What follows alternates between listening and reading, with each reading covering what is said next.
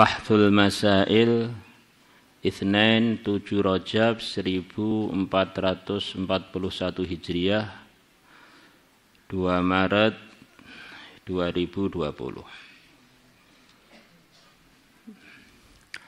Pertama,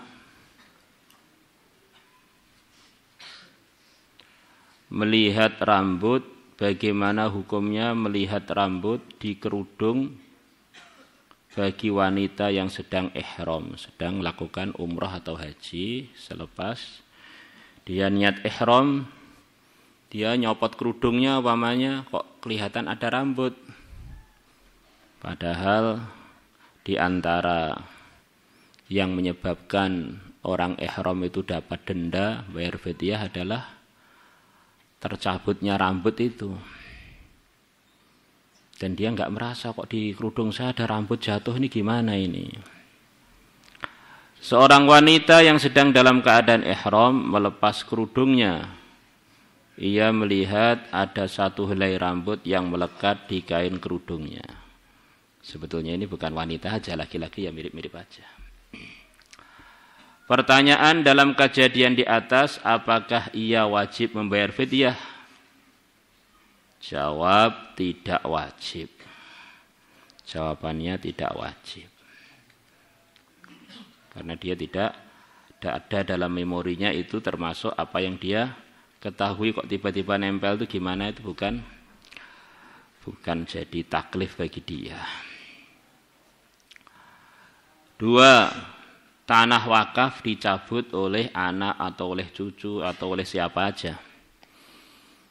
Ini sering kejadian di negeri kita dan di negeri lain, ada barang itu sudah diwakafkan oleh sebuah keluarga atau oleh seseorang. Tiba-tiba ada orang lain, baik itu kerabatnya atau orang lain, pengen mencabut status wakaf itu selepas kematiannya atau selepas kerugiannya atau selepas kejadian dalam hidupnya, tiba-tiba dia pengen mencabut status wakaf. Seperti kemarin ada pondok pesantren di negeri seberang datang pada kami bahwa wakifnya orang yang mewakafkan itu bisnisnya bangkrut. Tiba-tiba datang ke madrasah, ini madrasahnya ini mau tak cabut wakaf saya yang dulu, mau tak jual saja. Jadi yang langsung yang mencabut wakifnya langsung. Dinasihati macam-macam tidak gubris.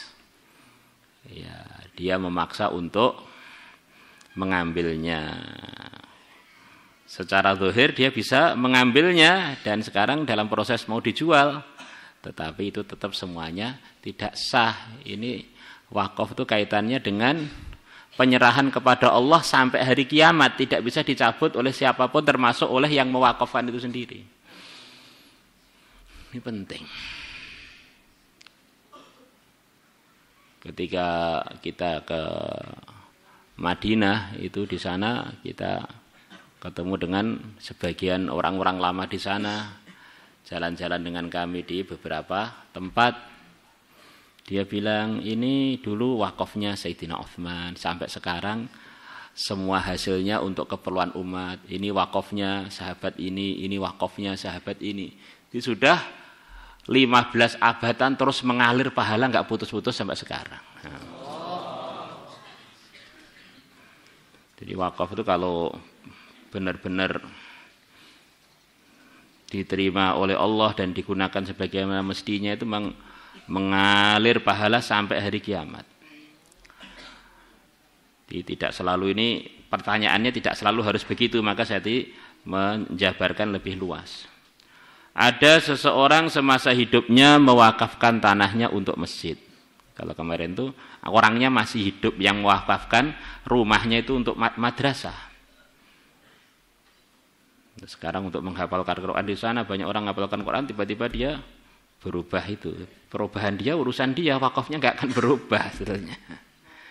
Setelah meninggal dunia, tanah wakaf tersebut dicabut, diminta kembali oleh anak cucunya. Sebetulnya bukan dicabut tuh ya, diinginkan oleh anak cucunya untuk dicabut, itu nggak bisa. Bagaimana hukum pencabutan tanah wakaf tersebut? Wakaf tetap sah dan barang wakaf tidak bisa dicabut dan tidak bisa dibatalkan. Catatan, ini nasihat, catatan ini sifatnya nasihat. Orang-orang yang mewakafkan tanah hendaknya segera mengurus surat-surat wakaf agar tidak diganggu-gugat oleh ahli warisnya atau bahkan oleh orang lain. Atau bahkan oleh dirinya sendiri. Kadang-kadang dirinya itu error, terus pengen ngerubah nggak bisa. Paham ya? Bisa dipahami dengan jelas? Wakaf tidak bisa dibatalkan. Kecuali kalau ada satu hal yang keliru. Ada orang mewakafkan sesuatu ternyata itu bukan milik dia, ya itu beda lagi. Ini tak wakafkan, ini hutan Kalimantan semuanya tak wakafkan. Bukan milik dia ini.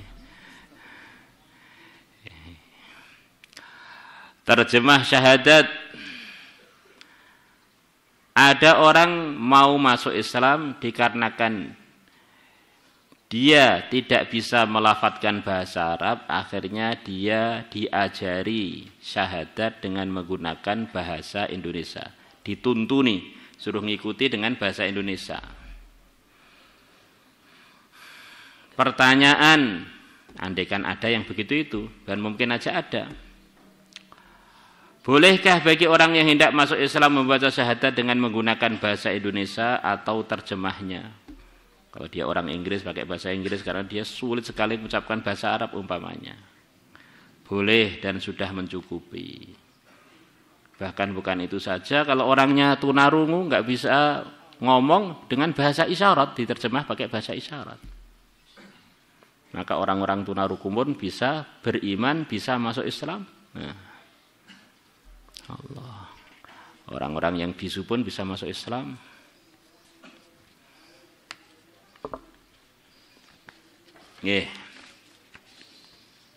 Alhamdulillah.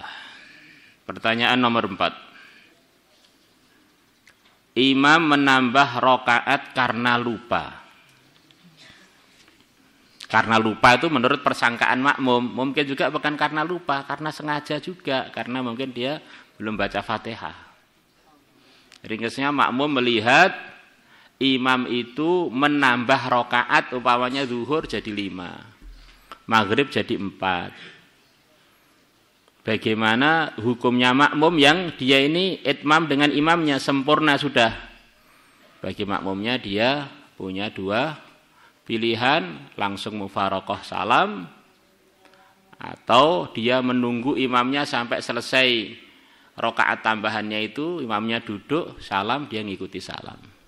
Dan yang muktamad adalah kalau makmumnya itmam itu, yang muktamad malah yang baik, malah dia suruh nunggu sampai imamnya selesai. Sekarang pertanyaan yang akan dibahas sore ini adalah bagaimana kalau makmumnya itu masbuk. Jadi umpamanya masbuk 1 rakaat. Dia sholat asar ketinggalan 1 rakaat.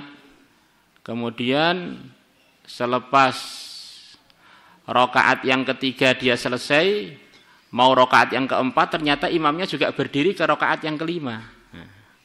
Bisa dipahami gambarannya?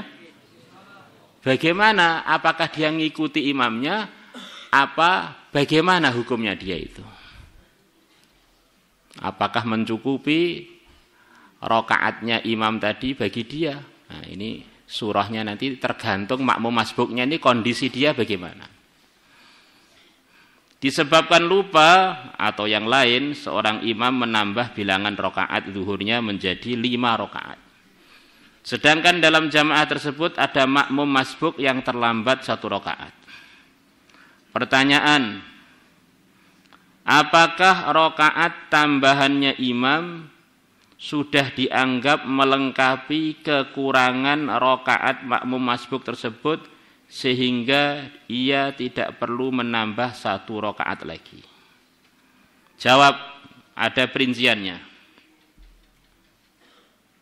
Kalau makmum yang masbuk tadi mengetahui bahwa rakaat terakhir yang dikerjakan oleh imam adalah rakaat kelima, maka sholatnya batal. Jadi kalau makmumnya tahu nih imam tadi ini sudah sempurna 4-nya kok lebih 5, ini sudah di luar prosedur sholat zuhur bagi yang makmum, maka dia tidak boleh mengikuti imamnya. Kok dia tahu tetap mengikuti, sholatnya makmumnya yang masbuk tadi adalah batal, karena mengikuti orang yang orang itu sudah di luar bilangan yang benar ya. Kalau makmum tidak tahu ya, kalau makmum tidak tahu bahwa rakaat terakhirnya imam adalah rakaat kelima, maka sholatnya sah dan ia tidak perlu menambah rakaatnya lagi. Bisa dipahami ya? Wallahu a'lam.